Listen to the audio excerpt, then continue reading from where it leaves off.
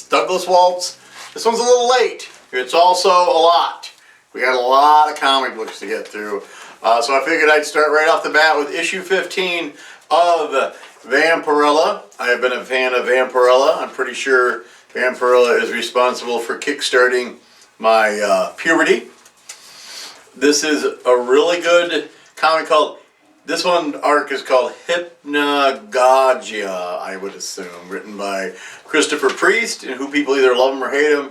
Art is Madabek Musabekov, so if I've already ruined that for you, I apologize. It's neat because you get different art styles by the artist throughout the book. It depends on what, if they're in reality or if they're in this dream state, and then it's help us fight ghosts. The ghosts come to Vampirella and are like, you have to help us, and there's been a murder and all this stuff, and it was good. The last story arc was finally over, so I was glad to see that it was done.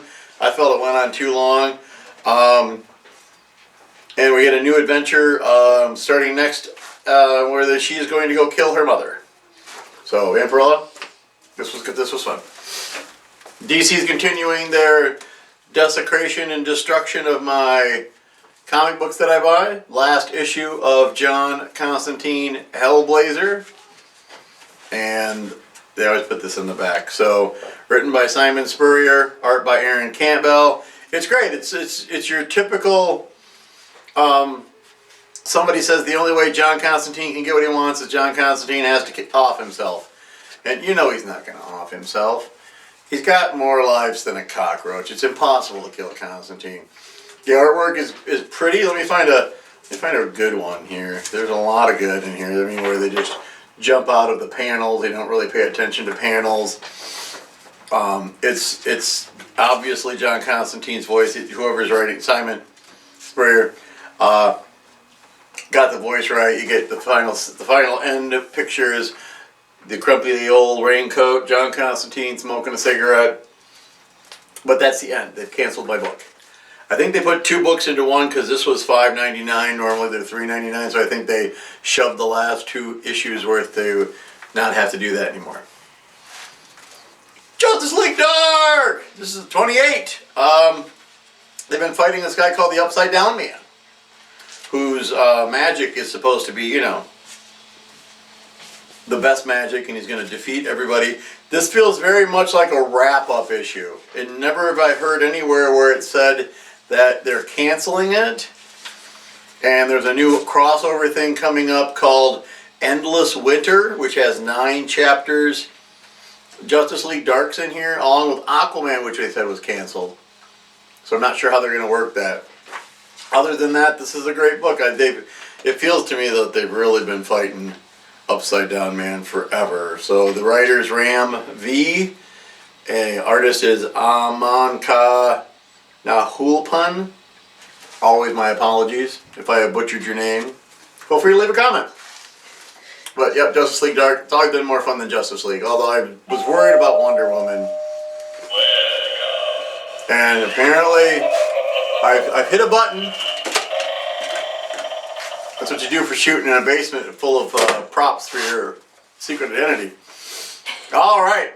The Flash! Boo-doo-doo, Flash! They went Dr. Alchemy. This is the end of the Dr. Alchemy story arc. Pretty. Big and pretty. Still written by Kevin Shinick and Will Conrad is the artist. But it tells you how Barry Allen uses more of his science-y stuff than his super speed to fight Dr. Alchemy, because he has to beat him. So he almost even invents a new element to beat him. So it's fun. He gets to be the Flash. It's when it's over, it's over. There's a huge arc in here for that endless winter I'd mentioned earlier, where it's, I don't know what they think they're doing. You don't get a lot of Norse mythology floating around in DC Comics. It's usually a Marvel thing. Wonder Woman, Maxwell Lord's Revenge! Yay! Yeah. Here's Max Lord. We're finally done with him. I don't know what they think they're going to do. They've got a new villain named Liar Liar. That's his daughter. And I don't know. We'll have to see if that's good or not. And so for this one we have, because I'm never going to memorize these, Mariko Tamaki is the writer. Rafael Sandoval is the penciler. Jordi Tarragona is the inker. And it's pretty. It gives a little bit of an insight into Max Lord. Makes me wish I liked Max Lord, but I haven't liked Max Lord in so long it hurts. IDW once again showing that they are the ones that should be making Marvel Comics instead of Marvel Comics. This is the second issue of Chillers. We have Doctor Strange and Ironheart, Riri, I think is her name, going to look for the bad guys and come across Elsa Bloodstone. They have a teeny bopper Elsa Bloodstone. She's just little in this. And she has to fight Captain America Werewolf. So that's kind of nice that they put the Cap Wolf back in again. He's never going to live down the fact that he used to be a werewolf. And apparently, according to next issue, it's going to be Spider-Man and the new Wasp. So we'll see how that goes. Spider-Man and the new Wasp. And I don't remember if I told you who wrote this. Jeremy Whitley wrote it, and then we got art from Gretel Luxey and Bill Underwood. They took turns on the art chores, apparently. There's a second cover by somebody named Sweeney Boo. Best name ever. We're on to second issue of Werewolf by Night. I think this is a 4 or 5 issue thing. Written by Taboo and Benjamin Earl. Art by Scott Eaton. It's not Jack Russell. It's not Jack Russell. I mean, there's some nice artwork in it. It's pretty to look at, but this is more of a Indian mystical werewolf as opposed to a, Jack Russell rage beast kind of thing, And they brought back Red Wolf. There was a guy for a hot minute named Red Wolf, had his own comic book, lasted for about 5 issues. Daredevil number 24, Chip Zdarsky. We're assuming he never sleeps, because I've also got next week's comic upstairs that he wrote as well. Mike Hawthorne's a penciler, J.P. Mayer. We are still laying out plans for Daredevil going to prison. They let him run around. Typhoid Mary is back with the Kingpin. We get some guest starring from Tony Stark, not Iron Man. Elektra shows up. It's an interesting concept for the book, and it looks like they're trying to shoehorn in some, action into a book that's really a courtroom drama. Daredevil every so often goes off into courtroom drama land. It is interesting to see that he has to show up for court. So he wears a suit, but he has his gloves and his mask on from his Daredevil costume. So it's a good look for him. I don't know that I would want to be a superhero with a tie. Someone grabs your tie and just goes, "Grr." So last issue of Doctor Doom, I hate it. It was too chatty. It was weird. Now he's going to go and save the world from a black hole. And Reed Richards calls to congratulate him. And things go downhill from there because he's pretty sure that Reed Richards wants to do nothing but mess with his day. And the ending, I don't know how they're going to pull that trick off. I won't say anything in case you're reading the book. But the ending doesn't make much sense to me. Writer's Christopher Cantwell. Artist is Salvador LaRocca. Or LaRocca. You let me know, Salvador, in the comments. Because, people that write these things are watching my old man reviews comics thing. Shang-Chi versus Sister Dagger. This is 3 out of 5. It's going pretty quick.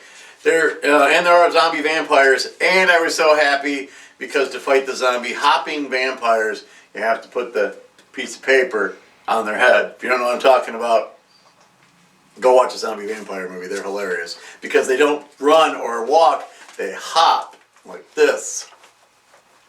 My kids were young, we used to watch this one all the time, and they all hopped around the house like they were vampires. So, and Fu Manchu's in it as a skeleton. Sister Dagger's still in it. She's a big beastie woman. And it's a good book. I would like to see if they would do more with it once it gets past the 5, but I doubt they will.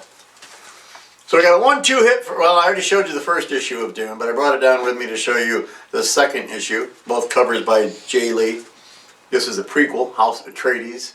Duke Leto is about Paul Atreides' age in this prequel. You have to remember, for Dune, for me anyways, Dune was, I watched the David Lynch movie first, then I read the books. And I've discussed how first 3 books are great, 4th book's good, 5th book, 6th book is I'll never read the 6th book again. So this is a really good concept though, because we get to see behind the scenes. There's a good sandworm thing there with Raban fighting a sandworm on Dune. It covers a lot of the time frame when House Harkonnen was in charge of Dune, so that was neat. And to lead into this, because there's a new Dune movie coming out, pandemic-wise, we'll all be watching it in our living room, but there's a new Dune movie coming out. So they are doing a graphic novel. This is volume 1. And to show you how pretty it is, you take off the cover, carefully. It's all pretty. I haven't opened the book much, so it's hard to show you artwork. I'm afraid to open it because it's going to crack the spine. There's a pretty good sandworm. It's hard to see because I'm not going to open the book all the way. The only thing that's irritating to me is this is a